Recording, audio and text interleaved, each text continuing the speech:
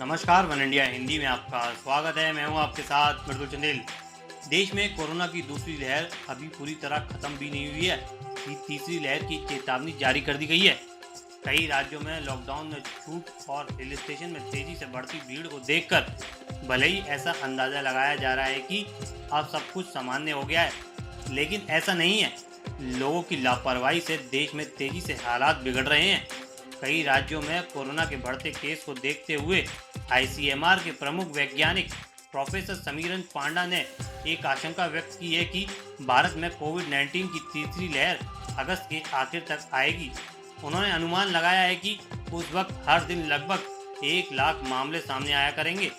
वहीं तीसरी लहर की चेतावनी देते हुए Indian council of medical research division of epidemiology and communicable disease के प्रमुख डॉक्टर समीरन पांडा ने कहा है कि अगर वायरस आगे नहीं बदलता है तो ये पहली लहर के समान नहीं होगा, लेकिन अगर वायरस ने अपना रूप बदला तो स्थिति बहुत ज़्यादा खतरनाक हो सकती है।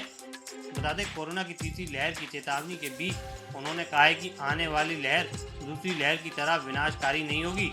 प्रोफेसर पांडा का मानना है कि कम टीकाकरण दर और लॉकडाउन में छूट के कारण कोरोना केस में तेजी से वृद्धि हो सकती है। दरअसल कोरोना की तीसरी लहर के खतरे को भांपने के लिए इंपीरियल कॉलेज लंदन और आईसीएमआर ने गणितीय मॉडल का सहारा लिया है।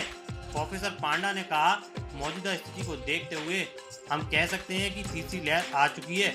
उन्होंने कहा कि अगर तीसरी लहर को रोकना है तो लोगों को अभी से शादी समारोह और पार्टी में जाने से बचना होगा और मास्क का प्रयोग करना ही होगा। गौरतलब है कि प्रोफेसर पांडा का मानना है कि भारत को एक रणनीतिक टीकाकरण अभियान की जरूरत है।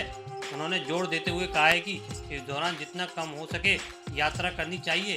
पांडा के मुताबिक वैक्सीन लगवाने से संक्रमण की दर कम हो सकती है और तीसरी लहर का खतरा भी कम हो सकता है। इस खबर में फिलहाल इतना ही। बन रही है वन इंडिया हिंदी के साथ।